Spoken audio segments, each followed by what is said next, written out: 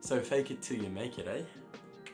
Let me set the scene for you. It's Monday, it's dark, it's weary. You've woken up at 5 a.m. and you've just had New Year's, right? You're feeling a bit stonked and you realize that you're well within the average male experience. You're probably a little bit depressed. You're probably a little bit motivated. There's no one really around you. You've been suffering, you've been struggling. But bro, you have a mission, man. You have a purpose. You have an inkling towards something, a creative direction, a pathway towards mastery. Like your hero's journey, man. There's something pulling you there, and you know it. But you've got a lot of thinking about it, right? You've got fears and things, and that's normal. Like if you have a goal, if you have a vision, even if you have, and in particularly if you have like a big vision or something that you want to do with your life in a big way, you're gonna create and manifest problems and struggles and fears, and insecurities. That's what's gonna happen. And then you're given this wonderfully intentioned advice: fake it till you make it. And it's like you've tried it before. You faked it till you made it, and you became confident and you broke through. But you've been trying to fake it till you make it for too long, and you haven't even started anything on your mission. You haven't even been working on your mission. You've just lost the energy to fake it. You can't do anything. You're struggling and you're stuck. And I think that's where you can take your training wheels off. Your fake it till you make it is your training wheels. It is kind of goofing because there's an element of truth to it. What the element of truth towards fake it till you make it is, if you show up and you start talking in front of a camera, or you start rolling on the jiu-jitsu mats, or you start building, if you show up, you're going to get better and better, and the confidence will come to you. But the question is, what is holding you back from showing up? What's going to stop you from serving your mission, serving God's purpose for you, serving what you were meant to do on this earth, and really manifesting your greatness for the good of others? Well, very, very, very simply, it's thinking. It's your thinking and the way you're feeling, and it's all these things, right? But it's very simply, even simpler, your ego, right?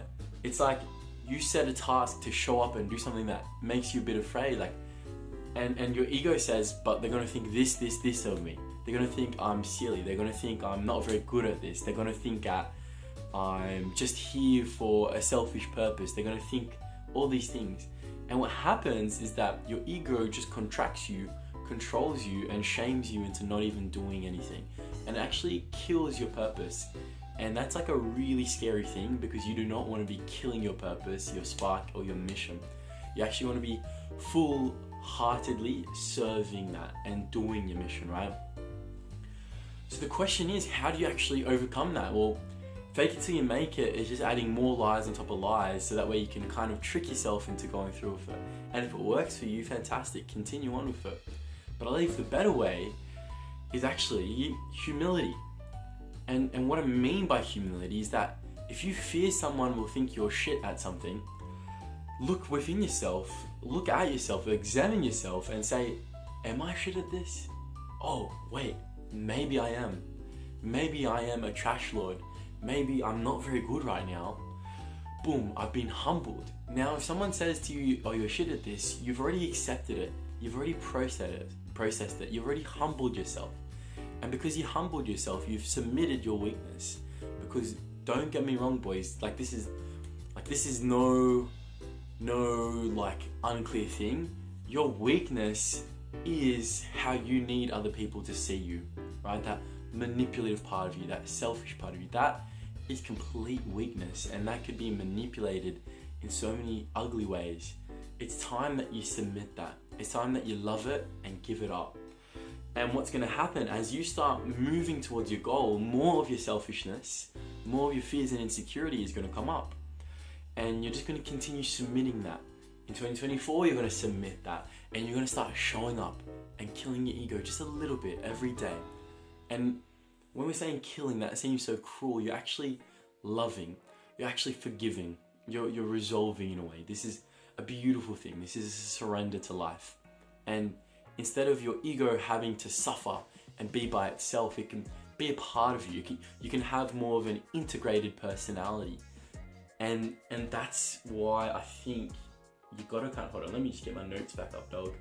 I think that's all I had to talk about, to be honest, right now. Like, boys, I want you to keep showing up. I want to show up, and we'll just see what happens. Like, show up, forget about the outcome. Give, put in inputs, and just see what outputs come back. Because if you put in the effort, if you put yourself out there, if you start doing the things will reward you. I was just talking with a mate last night, and you know, I've been kind of waiting for this magic savior or this magic thing just to happen and save me from my life circumstances. I realized that magic thing is just putting in the work and receiving opportunities. Like, bro, you have control over that. You don't need to wait anymore. Just show up bravely. Just show up bravely, man. And your family's gonna thank you in your future, your loved ones, because you're not just here for yourself. You're here to serve your community. You're here to serve others. You're here for your friends and the impact you make on them and the love that you give to them and your family. And that's what it's all about. Like, that's what it's about, man. Like, it's bigger than you and me, man. It's bigger than our selfish little things.